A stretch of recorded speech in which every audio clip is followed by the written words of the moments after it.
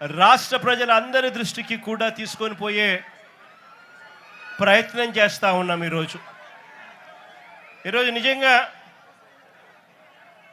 రాష్ట్రంలో జరుగుతూ ఉన్న అన్యాయాలను నిజంగా ఎంత ఘోరంగా జరుగుతూ ఉన్నాయి అని అనడానికి ఈరోజు ఈ ఫిషింగ్ హార్బర్ అన్నది నిజంగా ఇంకొక ఉదాహరణ. ఈ జూవలదిన్న ఫిషింగ్ హార్బర్ ఈ హార్బరే కాదు, రాష్ట్రంలో ఏకంగా వైఎస్ఆర్సీపీ ప్రభుత్వం ఉండగా,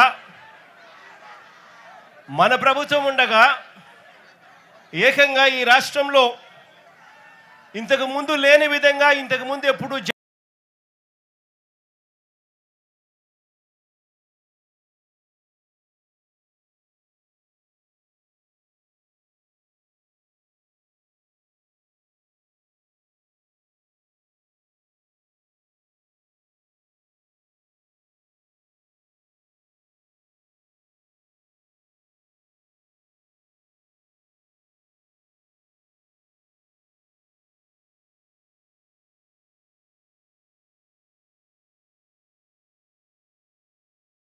విధంగా చూడని విధంగా రావాలి.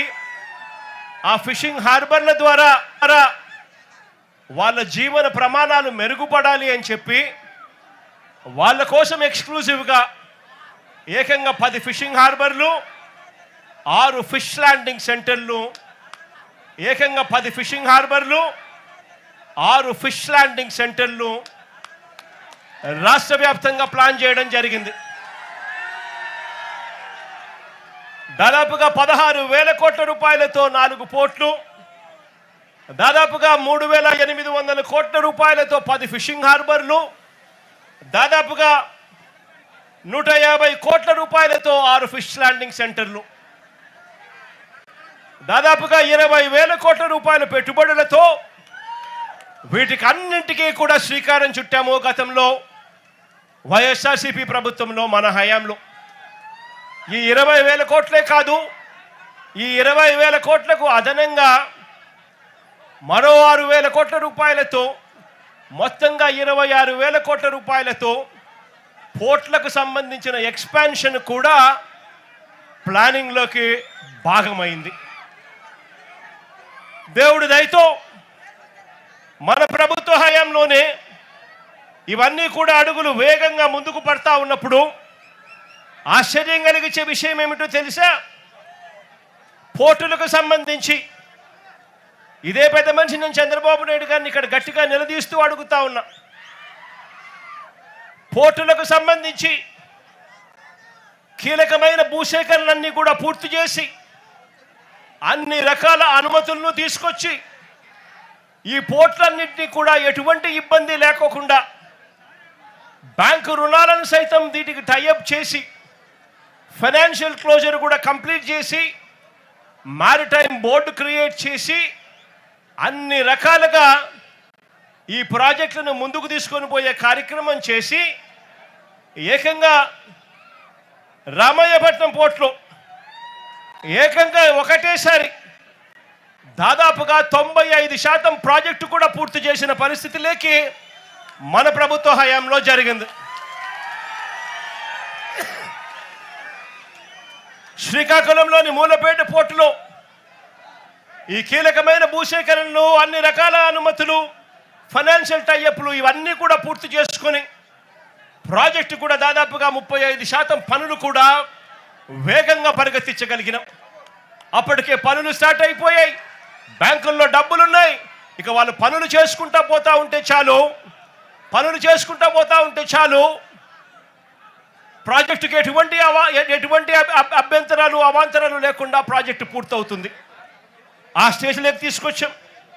మచిలీపట్నంలో కూడా పూర్తిగా భూసేకరణలన్నీ పూర్తి చేసి అన్ని అనుమతులు తీసుకొని వచ్చి బ్యాంకులతో టైఅప్ చేసి లోన్లన్నీ శాంక్షన్ చేయించి మారిటైమ్ బోర్డు ద్వారా పూర్తిగా పనులు కూడా చేసి దాంట్లో కూడా దాదాపుగా 35% పనులు కూడా మన ప్రభుత్వ హయాంలోనే అప్పటికే మొదలయ్యాయి. కాకినాడ వద్ద ఇంకొక ప్రైవేట్ పోర్టు కూడా వేగంగా పనులు చేయడం కూడా మొదలెట్టింది. నేను అడుగుతా ఉన్నాను, ఆ 4 పోర్ట్లకు ఆ 4 పోర్ట్లకు సంబంధించి సరే ప్రైవేట్ పోర్ట్ పక్కన పెడితే ఆ మిగిలిన 3 పోర్ట్లు గవర్నమెంట్ రంగంలో ఉన్న 3 పోర్ట్లు ఇప్పటికే 2 సంవత్సరాలు అయిపోతా ఉంది. ఎందుకు ఆ ప్రాజెక్టులలో పనులు జరగడం లేదు అని చెప్పి చంద్రబాబు నాయుడు గారిని గట్టిగా నిలదీస్తూ అడుగుతా ఉన్నాను.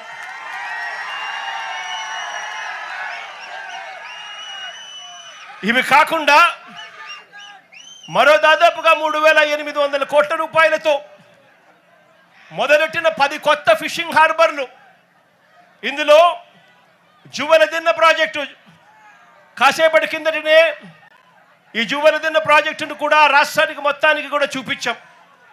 ఈ ప్రాజెక్టు వైఎస్ఆర్సీపీ ప్రభుత్వ హయాంలోనే దాదాపుగా 300 కోట్ల రూపాయలతో పూర్తిగా ఖర్చు చేసి మార్చి 12వ తారీఖున ఈ ప్రాజెక్టును వర్చువల్గా కూడా ఇనాగ్రేట్ చేసే కార్యక్రమం కూడా జరిగింది.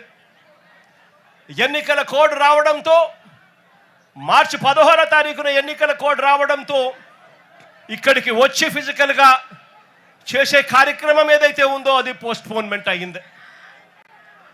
ఇదే ప్రాజెక్టును మళ్ళీ ఎన్నికలు అయిపోయిన తర్వాత మోడీ గారు ఆగస్టులో మళ్ళీ ఆయన కూడా వర్చువల్గా దీన్ని స్టార్ట్ చేశారు.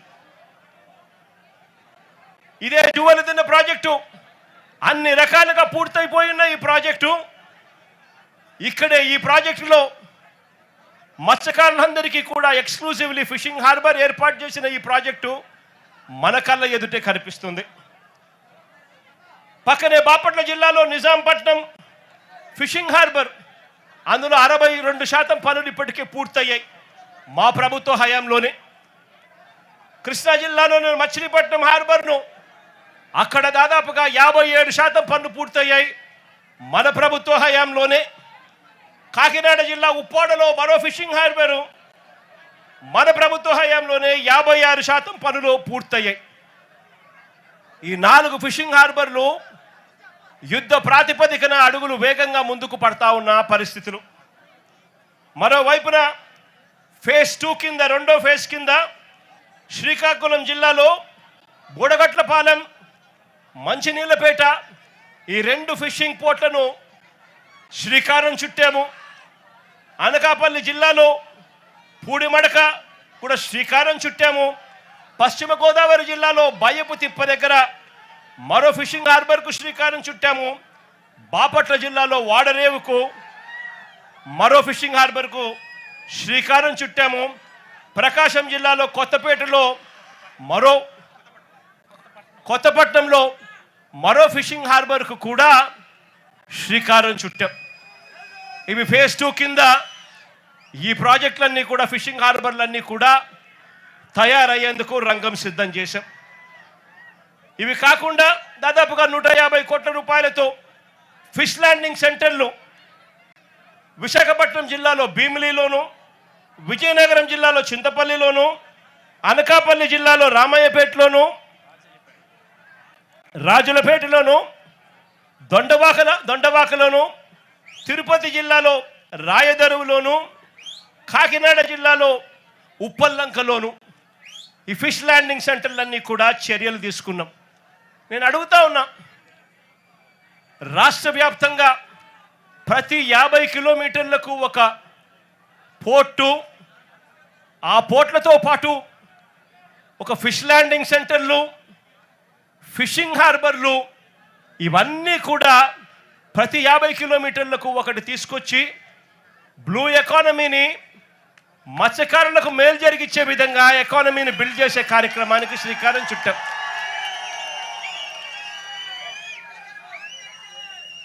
మత్స్యకారులందరికీ కూడా మంచి జరగాలని చెప్పి ఎక్కడెక్కడ మత్స్యకారులు ఉన్నారో వాళ్ళందరినీ కూడా మ్యాపింగ్ చేసి ఏకంగా ప్రతి చోట వాళ్ళ కోసమే ఈ ఫిషింగ్ హార్బర్లన్నీ కూడా నిర్మించడానికి శ్రీకారం చుట్టాం. నేను అడుగుతా ఉన్నాను, ఇదే చంద్రబాబు నాయుడు గారిని గట్టిగా నిలదీస్తూ అడుగుతా ఉన్నాను, అయ్యా చంద్రబాబు నాయుడు గారు నువ్వు ఏ రోజు కూడా ఈ మాదిరిగా మత్స్యకారుల గురించి కానీ రాష్ట్రం గురించి కానీ ఏ రోజు ఆలోచన చేయలేదు. ఈ మాదిరిగా పోర్టులు కట్టాలని కానీ, ఈ మాదిరిగా మత్స్యకారులకు మేలు చేస్తూ ఫిషింగ్ హార్బర్లు కట్టాలని కానీ, ఫిష్ ల్యాండింగ్ సెంటర్లు కట్టాలని చెప్పి కానీ ఏ రోజు నువ్వు ఆలోచన చేయలేదు.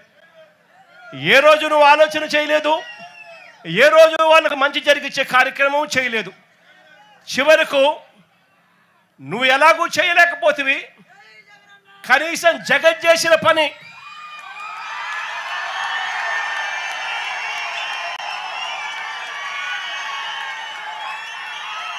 జువెలదిన్నలో ఇక్కడే కనిపిస్తూ ఉంది.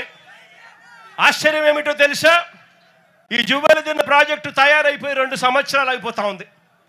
ఈ 2 సంవత్సరాలలో నేను మార్చి 12వ తారీఖున 2024లో జాతికి అంకితం చేస్తే ప్రధానమంత్రి మోడీ గారు ఇదే ప్రాజెక్టును మళ్ళీ ఆగస్టు 2024లోనే జాతికి అంకితం చేశారు. నేను అడుగుతా ఉన్నా, మరి జాతికి అంకితం చేసి దాదాపుగా 2 సంవత్సరాలు దాటుతూ ఉంది. ప్రధానమంత్రి గారు కూడా జాతికి అంకితం చేసి దాదాపుగా 1.5 సంవత్సరం పైగానే దాటుతూ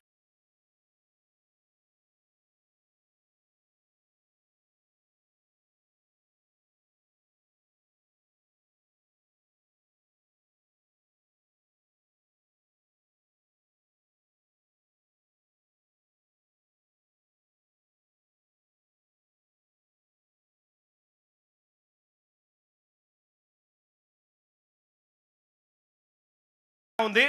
మరి ఎందుకు ఈ ఫిషింగ్ హార్బర్ ప్రణాళిక చేయడం జరిగింది? ఇదే ఫిషింగ్ హార్బర్లోనే ఇక్కడే కోల్డ్ స్టోరేజ్, ఇదే ఫిషింగ్ హార్బర్లోనే ఇక్కడే కోల్డ్ స్టోరేజ్ ప్లాంట్లు, drying platforms, chill rooms, ice manufacturing plants, ఇవే కాకుండా బోట్ రిపేర్ వర్క్షాపులు, నెట్ మెండింగ్ మెషిన్లు, ఇవన్నీ కూడా సదుపాయాలన్నీ కూడా ఇక్కడే ఇదే జువెలదిన్న ఇదే ఫిషింగ్ హార్బర్లోనే ఇవన్నీ అందుబాటులోకి ఉన్నాయి. ఇవన్నీ ప్రతి ఫిషింగ్ హార్బర్లోనూ కూడా ఇవన్నీ అందుబాటులోకి వస్తాయి.